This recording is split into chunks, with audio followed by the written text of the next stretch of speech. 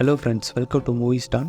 இன்றைக்கி நம்ம தலைமை ஜான் சீனா நடித்த ஒரு தரமான மூவி தான் பார்க்க போகிறோம். ஃப்ரெண்ட்ஷிப்பை பற்றின ஒரு படம். படத்தோட ஒன்லைனர் என்னென்னா, குடிச்சிக்கிட்டு பூதாரித்தனமாக சுற்றிக்கிட்டு இருக்கு ஜான் சீனா. அவங்களுக்கு கிடைக்கிற ஒரு 3 ஃப்ரெண்ட்ஸு.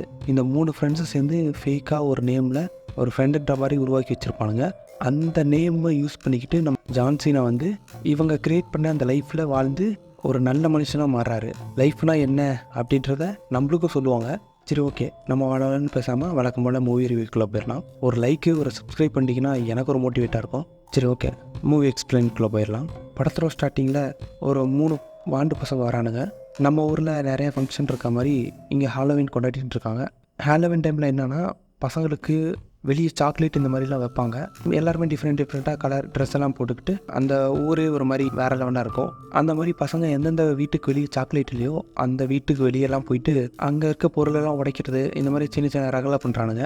இப்போ அதே மாதிரி ஒரு வீட்டை கண்டுபிடிக்கிறானுங்க. இல்லைனா வருஷம் சாக்லேட் தர மாட்டானுங்க அப்படின்னு சொல்லிட்டு அங்கே போய் லைட்டாக ரகலை பண்ணலாம் அப்படின்னு சொல்லிட்டு ஒரு பையன் நெருப்பு பற்ற வைக்கிறான். அது அவங்களால கண்ட்ரோல் பண்ண முடியாத அளவுக்கு பெருசாக பற்றி வீடே பற்றிடுது. அதுக்கப்புறம் போலீஸ்கிட்ட மாட்டிக்கும் அப்படின்ற பயத்தில் அப்போது ஒரு ட்ரிக்கை யோசிக்கிறானுங்க. என்னென்னா, ஒரு சட்டையை கழட்டி ஏதோ ஒரு வாய்க்கு வர நேமை வச்சு தூக்கி போட்டு போயிடலாம் அப்படின்னு நினச்சிட்டு ரிக்கி ஸ்டான்னிக்கி அப்படின்ற இவனுங்களே ஒரு பெரிய கிரியேட் பண்ணி அந்த இடத்துல அந்த சட்டையை தூக்கி போட்டு போயிடறாங்க. அதுக்கப்புறம் அந்த வீடு எரிச்சது தெரிஞ்சு மற்ற போலீஸ்லாம் வந்து பார்த்து எப்படியோ அந்த தீயை அணைச்சிட்றாங்க. அதுக்கப்புறம் போலீஸோ ரிக்கி ஸ்டான்னிக்கி அப்படின்ற அந்த பையனை தேடுறேன் அப்படின்னு சொல்லி போகிறாங்க. பட் அந்த மாதிரி ஒரு பையனே இல்லை அப்படின்னு சொல்லிட்டு அவங்களும் வந்துடுறாங்க. இப்போது இந்த 3 பேரும் அவங்க ஒளிஞ்சிட்டு பார்த்துட்ருக்கானுங்க. ஓகே, இந்த ட்ரிக்கு நல்லா இருக்கே, எப்படியோ தப்பிச்சிட்டோம், நம்ம வீட்லேயே மாட்டல அப்படின்னு சொல்லிட்டு அப்படி ஓட்டிகிட்ருக்காங்க. அதுக்கப்புறமா வளர இவனுங்க எல்லா விஷயத்துக்கும் அந்த ரிக்கி ஸ்டான்னிக்கி அப்படின்ற அந்த பேரை யூஸ் பண்ண ஆரம்பிக்கிறாங்க.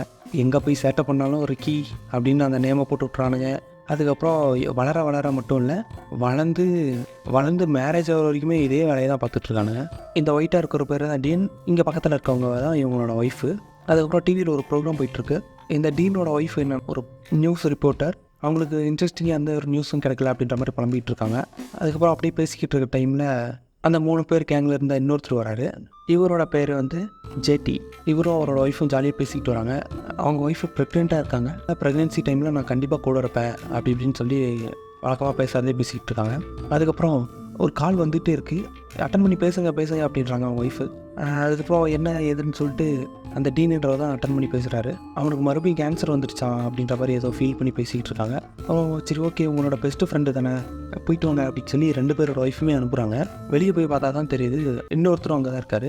இவரோட பேர் என்னென்னா வெஸ். டீன், ஜேடி, வெஸ்.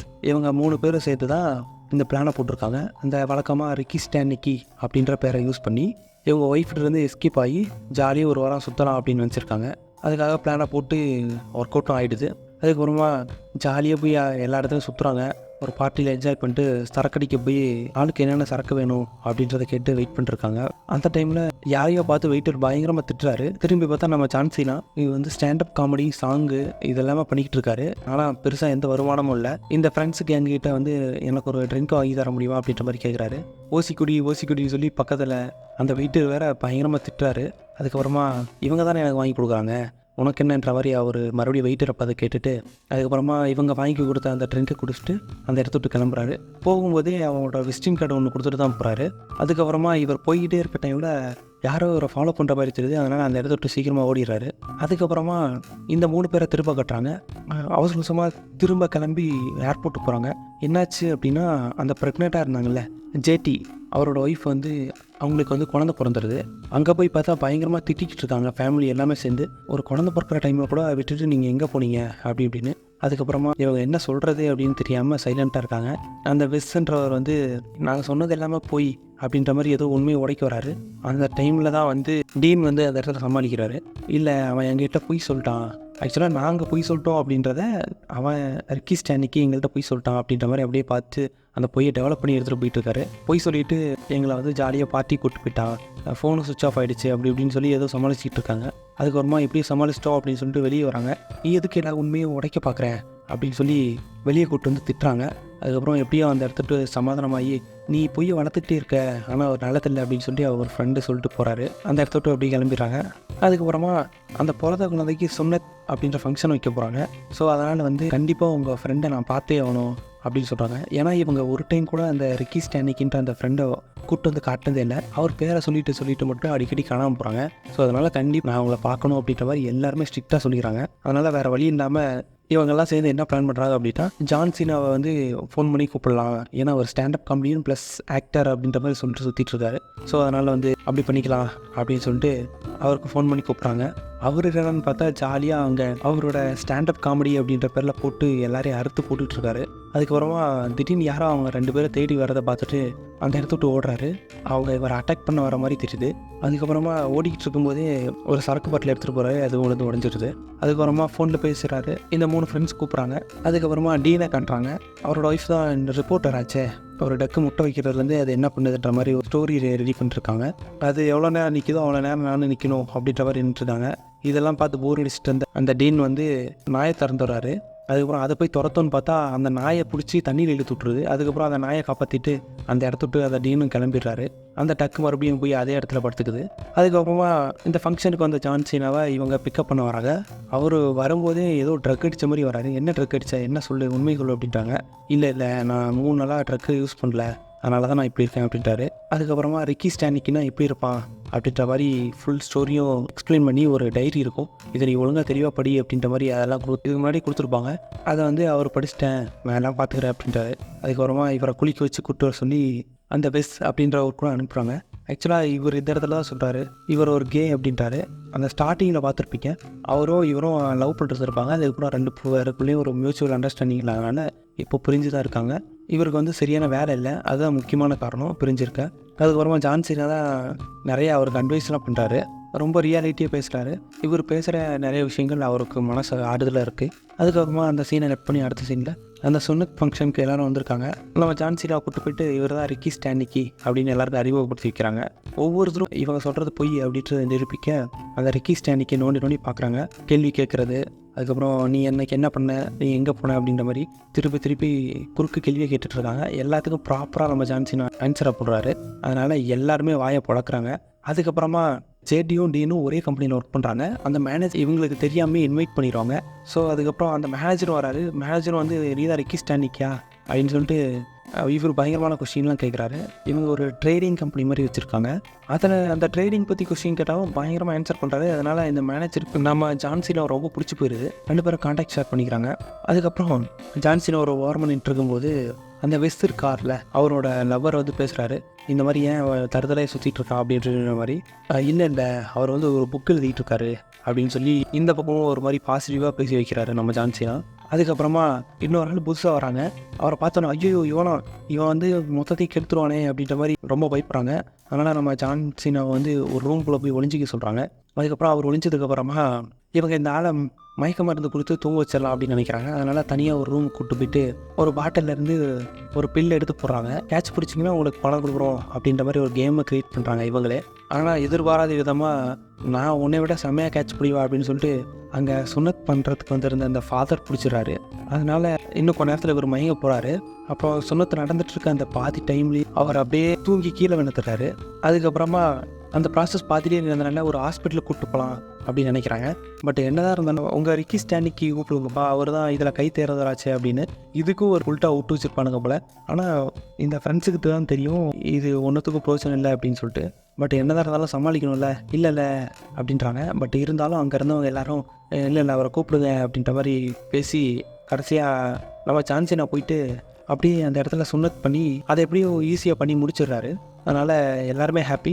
அதுக்கப்புறமா இவங்க பேசின பணத்தையும் கொடுத்து நம்ம சான்சினாவையும் இந்த இடத்த விட்டு அனுப்பிச்சி வச்சிடுறாங்க. அதுக்கப்புறம் இது எப்படியும் சமாளிச்சிட்டோம் அப்படின்னு சொல்லிட்டு ஜாலியாக போய் நைட்டு சரக்கை போட்டு காலைல கம்பெனிக்கு போகிறாங்க. அங்கே போனால் அந்த மேனேஜர் 2 பேரையும் கூப்பிட்டு கம்பெனியை இப்படி போயிட்டுருக்கு அப்படி இப்படின்னு ஏதோ பேசிக்கிட்டு இருக்காரு. அதுக்கப்புறமா எனக்கு உங்கள் ஃப்ரெண்டு ரிக்கி ஸ்டானிக்கு ரொம்ப பிடிச்சிருந்துச்சி, அதனால் அவரை ஹையர் பண்ணேன் அப்படின்றாங்க. அங்கே போய் பார்த்தா அவருக்கு ஒரு தனி ரூமெல்லாம் கொடுத்து இவங்களை விட அதிக சேலரிக்கு வேலைக்கு வச்சுருக்காரு. 2 பேரும் பயங்கர வெக்ஸ் ஆகிடுறாங்க. அதுக்கப்புறமா அதே ஆஃபீஸில் தான் நம்ம டீனோட ஒய்ஃபும் வேலை செய்கிறாங்க. அதுக்கப்புறம் ரிக்கி ஸ்டானிக்கு நான் பார்க்கணும் அப்படின்றாங்க. இவருக்கு தூக்கி வாரி போடுது. அதுக்கப்புறமா வெளியே பார்த்தா கரெக்டாக நம்ம ஜான் சீனாவும் போயிட்டுருக்காரு. நான் அவரை பார்த்து பேசிக்கிறேன் அப்படின்ற மாதிரி விட்டுட்டு அவங்க ஒய்ஃபு ஓடுறாங்க. அதுக்கப்புறம் இவருக்கு என்ன பண்ணுறதே தெரில. அப்படியே டீன் வந்து ஜேடியை கூப்பிட்டுக்கிட்டு 2 பேரும் வெஸ்ஸை கூப்பிட்டு பேசலான்னு போகிறாங்க. அவர் பயங்கர ட்ரக்கில் அடிக்டாக இருக்கார். அதுக்கப்புறம் இவங்களுக்கு என்ன பண்ணுறதுன்னு தெரியாமல் அடுத்தடுத்து என்ன நடக்குதோ அதுக்கு தகுந்த மாதிரி இவங்களும் அந்த வழியிலேயே போயிட்டுருக்காங்க. அதுக்கப்புறம் அவுட்டிங் மாதிரி போகிறாங்க எல்லோரும் சேர்ந்து. அங்கே போன உடனே நம்ம ஜான்சினாக்கு வந்து அந்த ஆஃபீஸில் வேலை செய்கிற ஒரு பொண்ணை பிடிச்சிருக்கு. அதுக்கப்புறம் 2 பேரும் ரொம்ப ஜாலியாக பேசிகிட்டு இருக்காங்க. இதெல்லாம் பார்த்து அந்த 2 பேரும் ரொம்ப கடுப்பாகிறாங்க. என்னடா. அதுக்கப்புறமா அடுத்த நாள் ஆஃபீஸ் மீட்டிங் நடக்குது. அந்த இடத்துல வந்து அந்த மேனேஜர் பேசுகிறத வீடியோ எடுக்கிறாரு. அதுக்கப்புறமா நம்ம டீன் காரணமே இல்லாமல் எப்படியாவது வேலையை விட்டு அனுப்பணும்னு நினச்சிட்டு அவரை கை காட்டி அவருக்கு தான் எல்லாமே தெரியுன்ற மாதிரி ஒரு கேள்வியை போட்டு விட்றாரு. அதுக்கப்புறமா ஜான்சினா ஏதோ சொன்ன போய் மழுப்புறாரு. பட் என்னதான் இருந்தாலும் அந்த டீனுக்கு இவர் சம்மந்தமே இல்லாத சொன்ன ஆன்சர் கூட பிடிச்சிருது. அதுக்கப்புறமா ஓகே, இவர் சொன்னது ஓகே தான் அப்படின்ற மாதிரி நினச்சிட்டு நிறைய சேவை பண்ணலாம் அப்படி இப்படின்னு இவர் பேச ஆரம்பிக்கிறாரு. அதுக்கப்புறம் இந்த இடத்துலையும் இவங்களுக்கு நோஸ் கட் ஆயிடுது. அதுக்கப்புறமா அந்த மீட்டிங்க்கு அப்புறம் நம்ம ஜான்சினாவை இவரோட பர்சனல் செக்ரட்டரியாகவே ஆக்கிட்டு போயிடறாரு அந்த மேனேஜரு. அதுக்கப்புறம் இவங்களுக்கு ரொம்ப கடுப்பில் இருக்காங்க. அதுக்கப்புறமா ஜான்சினா போயிட்டு அவர் எடுத்து அந்த வீடியோ போட்டு காட்டி இவர் ஏன் ஹிட்லர் மாதிரி பேசுகிறாரு, அதனால தான் ஒவ்வொரு மீட்டிங்கும் ஒர்க் அவுட் ஆக மாட்டேங்குது, இதை போய் யாராவது அவர்கிட்ட சொல்லுங்கள் அப்படின்ட்டாரு. அதுக்கப்புறம் இல்லை நாங்கள் எதுவும் சொல்லலை, நீயே போய் சொல்லு அப்படின்றாங்க. இவங்களுக்கு என்னென்னா இந்த வீடியோ காட்டின உடனே அவர் எப்படினாலும் வேலையை விட்டு தூக்கிடுவார்னு நினைக்கிறாங்க. பட் அங்கே நடந்ததே வேறு. இவர் போய் அங்கே பேசிகிட்டு இருக்கும்போதே கரெக்டாக இவங்களையும் கூப்பிட்றாங்க. அப்புறம் அங்கே போனால் நீங்கள் ஏன் இவ்வளோ நாள் என்கிட்ட இதை சொல்லவே இல்லை, அப்புறம் இன்வெஸ்ட் பண்ணுறவங்களாம் எப்படி பண்ணுவாங்க அப்படின்னு அந்த மேனேஜர் கேட்பாரு. அதுக்கு வந்து இவங்க ரொம்ப யோசிச்சுட்டு இதெல்லாம் சின்ன விஷயம்னு நினச்சோம் அப்படின்றாங்க. அதுக்கப்புறம் எப்படியோ மழுப்பி சமாளிச்சுட்டு ஜான்சினாவோட விட்டுறாங்க. அதுக்கப்புறம் அந்த மேனேஜருக்கு இன்னும் ஜான்சினா மேலே அதிக மதிப்பு வருது. இதெல்லாம் பார்த்துக்கிட்டே இருந்து பொறுக்க முடியாத அந்த டீன்றவர் தனியாக ரூம்குள்ளே கூட்டு போயிட்டு நான் தான்டா உன்னை உருவாக்கினேன், நீ என்னடா எனக்கே ஆப்பு வைக்கிற மாதிரி பண்ணிருக்க அப்படி இப்படின்றாரு. அதுக்கப்புறமா ஜான்சினா சொல்கிறாரு, நான் இங்கேருந்து அங்கே போக முடியாது, அங்கே போனால் என்னை கொள்றதுக்கு ஆள் ரெடியாக இருக்காங்க, என்னை துரத்திடுறதுனால தான் நான் இங்கே வந்து வேறு வழி இல்லாமல் எங்கே போகிறதுன்னு தெரியாமல் இங்கே இருக்கேன் அப்படின்றாரு. அப்புறம் என்னடா இவன் நிலைமை இப்படி இருக்குது அப்படின்ற மாதிரி நினச்சிட்டு அவர் எதுவும் சொல்லாமல் அந்த இடத்துக்கு போயிடுறாரு. அதுக்கப்புறம் ஈவினிங் சரக்கடிச்சிட்டு இருக்காங்க. ஜேடி அவர் வீட்டுக்கு போயிடுறாரு. நம்ம வெஸ்ஸோ டீனும் தான் இருக்காங்க.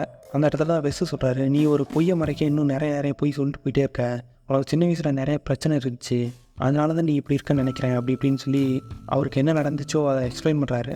நீ ஒழுங்காக உண்மையாக இருக்க பாரு, நிச்சயமாக அது உன்னை காப்பாற்றும் அப்படின்னு சொல்லி ஒரு மோட்டிவேஷன் மாதிரி பேசுகிறாரு. ஆனால் நம்ம டீனுக்கு அதை ஏற்க முடியல. அதுக்கப்புறமா அடுத்த நாள் காலைல வெடியுது. டீனோட ஒய்ஃப் வந்து கேட்குறாங்க, இந்த மாதிரி என்கிட்ட எல்லாத்தையும் போய் சொல்லிட்டேன்ல, அந்த டைரியை நான் படிச்சிட்டேன் அப்படின்றாங்க. அந்த டைரியை எடுத்து நம்ம ஜான்சினை கொடுத்துட்டாரு. அதை படிச்சுட்டு ரொம்ப கடுப்பில் வந்து பேசுகிறாங்க நம்ம ஹீரோயின். அடுத்த நாள் தான் இன்வெஸ்டர்ஸ் மீட்டிங் இருக்கும். அதுக்கு வந்து ஒரு பிரபலமான சேனலில் ஹீரோ ஆஃப் த வீக் அப்படின்ற ஒரு ப்ரோக்ராம் நடக்கும். ஆக்சுவலாக டீனோட ஒய்ஃபு தான் அந்த ப்ரோக்ராமை கண்டக்ட் பண்ணுவாங்க, அந்த ரிப்போர்ட்டர். இவங்க வந்து இந்த வாரம் அந்த அவார்டை வந்து நம்ம ஜான்சினா கொடுக்குறதா இருந்தது. இவங்க ஆல்ரெடி என்ன சொல்லி வச்சுருப்பாங்கன்னா, நிறைய சேவை பண்ணுறாரு, இருக்கிற பணத்தெல்லாம் எடுத்து போடுற ஏழைகளுக்கு உதவி பண்ணுறாருன்னு. ஸோ அதை பேஸ் பண்ணி ஹீரோ ஆஃப் த வீக் கொடுக்கலாம் அப்படின்னு நினச்சிட்டு இருப்பாங்க. ஆனால் இவங்க பண்ண இந்த ட்ராமாலாம் தெரிஞ்சதுனால கொடுக்க மாட்டோம் அப்படின்ற மாதிரி சொல்லிடுறாங்க. அதுக்கப்புறமா அந்த கான்ஃபரன்ஸ் நடக்கிற அந்த டைம் நெருங்கிட்டு இருக்கு அன்றைக்கி மார்னிங். அதுக்கப்புறமா எப்படியோ நம்ம ஜான்சினா வரமாட்டாங்க அப்படின்னு சொல்லிட்டு ஃபஸ்ட்டு போய் அந்த மேனேஜர் தான் பேசிக்கிட்டு இருக்காரு. வந்திருக்க எல்லாருக்கும் வணக்கம் அப்படின்ற மாதிரி. அதுக்கப்புறம் அவர் இன்ட்ரடியூஸ் பண்ணிவிட்டு டீனை கூப்பிட்றாரு. டீன் போயிட்டு இந்த மாதிரி அந்த ரிக்கி ஸ்டானிக்கி அப்படின்றது எல்லாமே பொய் அப்படின்ட்டு எல்லார் முன்னாடியும் அதை உண்மையை போட்டு உடச்சிட்றாரு. அதுக்கப்புறம் அந்த ஹீரோ ஆஃப் த வீக் அது அவங்களுக்கு கிடைக்காதனால இன்வெஸ்டர்ஸ் மத்தியில் நம்பிக்கை போயிடும். ஒரு ஸ்டாராக இருந்தது, ஆனால் அது இல்லை அப்படின்னு ரொம்ப ஃபீல் பண்ணுறாங்க. பட் என்னதான் இருந்தாலும் இவங்க பேசி முடிச்சதுக்கப்புறம் ஒரு வீடியோ ஓடுது. அந்த வீடியோவில் வந்து அதுக்கு முன்னாடி நாளே ஜான்சினா வந்து எல்லாத்தையும் உட்காந்து பேசி என்ன நடந்தது, எப்படி சுற்றிக்கிட்டு இருந்தேன், ஒரு வாய்ப்பு கிடச்சிது, எப்படி அந்த வாய்ப்பை யூஸ் பண்ணிக்கணும் அப்படி இப்படின்னு சொல்லி ரொம்ப மோட்டிவேஷனாக தான் கடந்து வந்த பாதை எல்லாத்தையும் சொல்லி எக்ஸ்பிளைன் பண்ணிடுறாரு. அதனால் அதில் இம்ப்ரெஸ் ஆனவங்க ஹீரோ ஆஃப் த வீக் இவருக்கு கொடுத்துட்றாங்க. கரெக்டாக அந்த ஹீரோ ஆஃப் த வீக் அந்த அவரை மென்ஷன் பண்ண அடுத்த செகண்டே நம்ம ஜான்சினாவும் நேரில் இங்கே வந்து நிற்கிறாரு. அதுக்கப்புறமா அங்கே இருந்த இன்வெஸ்டர்ஸும் ரொம்ப ஹாப்பி. இந்த கம்பெனியை வந்து இவங்களும் வந்து ஒரு பொது சேவை தொண்டு நிறுவனமாக முக்கால்வாசி மாற்றலாம் கிடைக்கிற அமௌண்ட்டில் அப்படின்னு நினைக்கிறாங்க. ஸோ அதுவும் ஒர்க் அவுட் ஆயிடுது. அதுக்கப்புறமா இது எல்லாமே ப்ராப்பராக நடந்து முடிஞ்சதுனால எல்லா சைடும் ஹாப்பி. நம்ம டீனோட ஒய்ஃபும் ஒரு மாதிரி சந்தோஷமாயிடுறாங்க.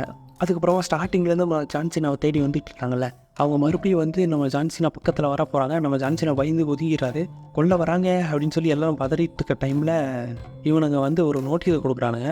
நீ மறுபடியும் ஸ்டேஜ் போட்டு இந்த மாதிரி பாடிக்கிட்டு எங்கள் குருநாதரோட பாட்டை கெடுக்காத, இந்தா அவர் சைடில் தான் உனக்கு ஒரு நோட்டீஸ் வந்திருக்கு அப்படின்னு கொடுக்குறாங்க. ஆனால் பாவிக்கலாம், இந்த நோட்டீஸ் கொடுக்க தான் இப்படி பதற விட்டிங்களாடா அப்படின்னு சொல்லி அவர் ஒரு மாதிரி ஸ்மைலி ஃபேஸோட பயத்தோடையும் அப்படியே ஒரு வெறுப்போடு பார்க்குறாரு. இனிமேல் இவங்க ஒரு ஜாலியான லைஃப் வாழ்வாங்க அப்படின்ற ஒரு நல்ல தாட்டோட இந்த படத்தை இதோட முடிச்சிடுறாங்க. சரி, ஓகே, தேங்க்யூ ஃப்ரெண்ட்ஸ். நம்ம வீடியோ பிடிச்சிருந்துச்சுன்னா லைக் பண்ணுங்கள், உங்கள் ஃப்ரெண்ட்ஸுக்கு ஷேர் பண்ணுங்கள். வேறு என்ன மூவி போடலாமா அப்படின்னு சொல்லி கமெண்ட் பண்ணுங்கள். அப்படியே நம்ம சேனலை கொஞ்சம் சப்ஸ்கிரைப் பண்ணுங்கள். நான் உங்களை இதே மாதிரி வேறு ஒரு மூவியில் வந்து பார்க்குறேன். Okay, thank you.